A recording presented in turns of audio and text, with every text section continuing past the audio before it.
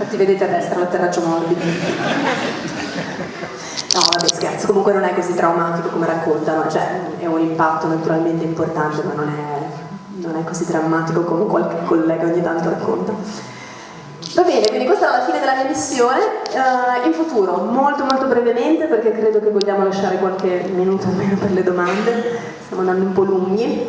Innanzitutto saprete che è appena finita la missione vita del collega Paolo Nespoli e tra poco, tra un paio di mesi, partirà un collega tedesco, Alexander Gerst, per la missione Horizons. Quindi diciamo la rotazione degli equipaggi sulla stazione spaziale continuerà almeno fino al 2024. Mi auguro da qua al 2024 che ci sarà anche la mia seconda missione, anzi confido che ci sarà la mia seconda missione.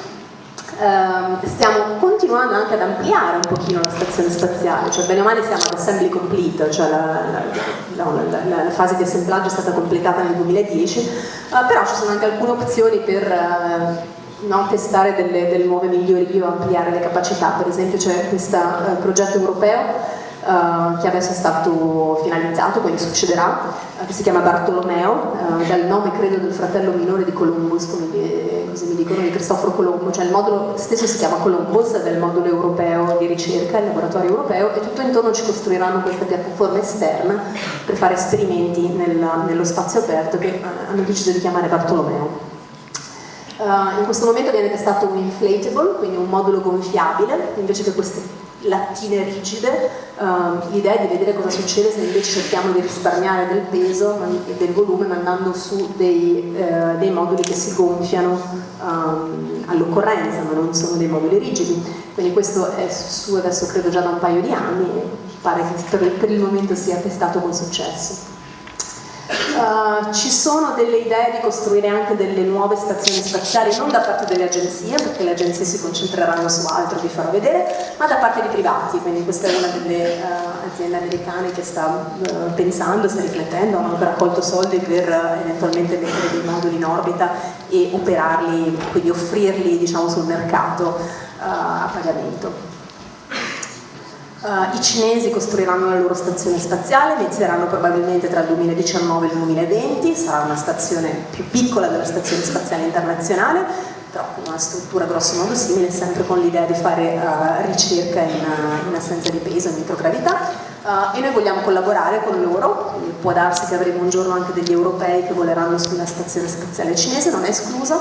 Questa sono io, ho fatto un primo addestramento congiunto con loro in Cina l'anno scorso, che era un corso di sopravvivenza in mare, quindi è stata una prima esperienza di collaborazione stretta con i taikonauti. Che altro succede? Se guardiamo oltre la stazione spaziale, quindi oltre l'orbita bassa, oltre questo spazio molto vicino alla Terra, 400 km abbiamo detto, quindi per adesso quando andiamo nello spazio stiamo lì ancora appiccicati al pianeta a girarci intorno a questa velocità pazzesca. Se vogliamo pensare di andare oltre, 1000 volte più lontano, casca bene, abbiamo guarda caso la Luna, molto più lontano abbiamo Marte. Quindi il primo obiettivo naturalmente è un ritorno sulla Luna.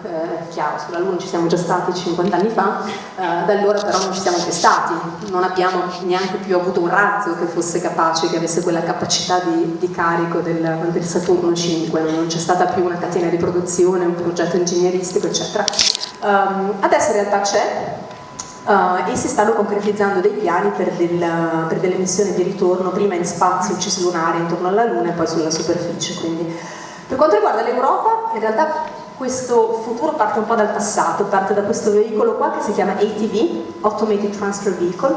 Era una sorta di camion di rifornimento della stazione spaziale, portava 7 tonnellate di rifornimenti, attraccava in maniera automatica alla stazione spaziale dalla parte russa. Ora non vola più, però molta della tecnologia di questo veicolo confluisce nel modulo di servizio, quindi tutta questa parte qua dietro, con i pannelli solari, i motori, di questa nuova astronave americana che si chiama Orion. Quindi noi europei, noi come ESA, Agenzia Spaziale Europea, forniamo questo modulo di servizio a questa nuova astronave in sviluppo negli Stati Uniti, proprio per missioni non sulla stazione spaziale, ma oltre l'orbita bassa verso l'orbita cislunare.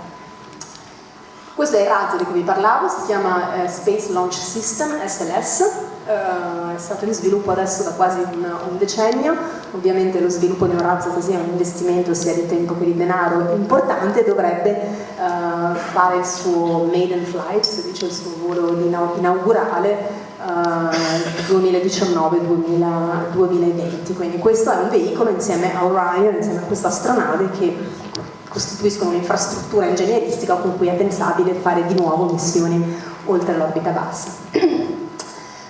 L'idea in questo momento che va per la maggiore è di costruire quello che si chiama un Deep Space Gateway, quindi una sorta di embrione, questo è di nuovo Orion, e questa invece è questa sorta di embrione di stazione spaziale, quindi molto più piccola, però in questa orbita molto particolare intorno alla superficie lunare, un'orbita che si chiama Near Rectilinear Halo Orbit, estremamente ellittica, che è molto favorevole perché permette sia un accesso eventuale poi alla superficie lunare che eventualmente, una cosa che era molto cara agli americani fino a recentemente, lancio di missioni verso asteroidi o verso Marte. Quello che noi vorremmo fare prima di mandare esseri umani sulla Luna è di mandarci dei procursori robotici, quindi ESA sta già studiando un piccolo dimostratore che faccia anche un cosiddetto sample retrieval, quindi un recupero di campioni dalla superficie lunare, lo porti a questo gateway e poi gli astronauti se lo possono poi riportare sulla Terra per analisi. Immagini del genere, quindi effettivamente con una sorta di colonia sulla Luna e astronauti che fanno attività di costruzione. Si vedono in giro parecchio, prendetele con grano salis perché queste sono cose un pochino più lontane, quindi quando adesso si parla di ritorno sulla Luna con degli astronauti, per esempio, una delle cose che si immagina inizialmente è di avere una sorta di camper, dei rover pressurizzati in cui è possibile vivere ma allo stesso tempo muoversi ed esplorare. L'idea qual è? Di cercare delle soluzioni che siano gestibili anche da un punto di vista economico. Ci sono stati tanti programmi lunari che poi sono stati cancellati in passato perché le idee erano bellissime ma da un punto di vista economico erano insostenibili, quindi si sta cercando di ridurre un po' le ambizioni, di fare cose un pochino più semplici, però effettivamente di riuscire a farle perché economicamente sono fattibili. Questa qui è la mia immagine di transizione da Luna a Marte, quindi vedete in basso questo regolite bianchiccio che è il regolite, quindi questa sorta di sabbia che ricopre la superficie lunare, e sopra invece del regolite marziano rosso, quindi estremamente ossidato. Sapete che abbiamo in corso una missione robotica europea, questo era il famoso lander Schiaparelli che, come sapete, purtroppo è andato distrutto all'impatto un anno e mezzo fa più o meno.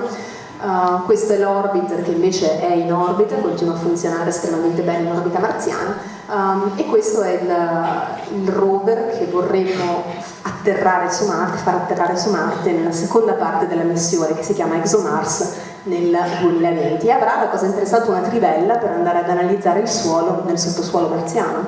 Non è escluso, anzi è relativamente probabile che ci sia stata vita su Marte in passato, perché c'era acqua, insomma c'erano all'epoca le condizioni, quindi è possibile, se non altro, trovarne delle tracce. È anche possibile che ci sia della vita tuttora. È molto improbabile ed è molto difficile trovarlo sulla superficie, quindi avere una trivella che possa andare sotto la superficie, quindi andare a vedere un pochino sotto nel sottosuolo, aumenta molto le possibilità di effettivamente trovare questa vita sul suolo marziano, se ci fosse. E poi una delle cose su cui sta lavorando molto con la NASA è di fare anche qui un sample retrieval, quindi di mandare un robot che vada a recuperare un campione messo da parte da un altro rover, nel frattempo lo riporti sulla Terra per analisi. Questo naturalmente sarebbe eccezionale. Della Luna abbiamo già più o meno 400 kg di roccia che aveva riportato a casa all'epoca la serie di missioni Apollo. Da Marte, a parte, diciamo, i meteoriti marziani, non abbiamo dei campioni che abbiamo riportato a casa, quindi questo sarebbe eccezionale.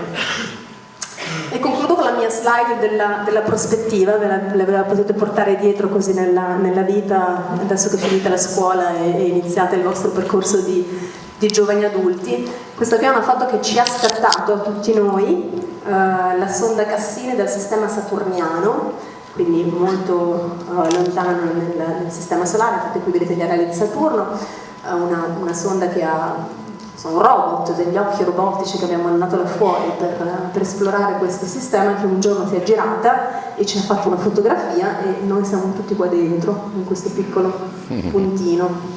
Tutti quelli che sono mai esistiti sul pianeta sono lì dentro a questo punto. Grazie.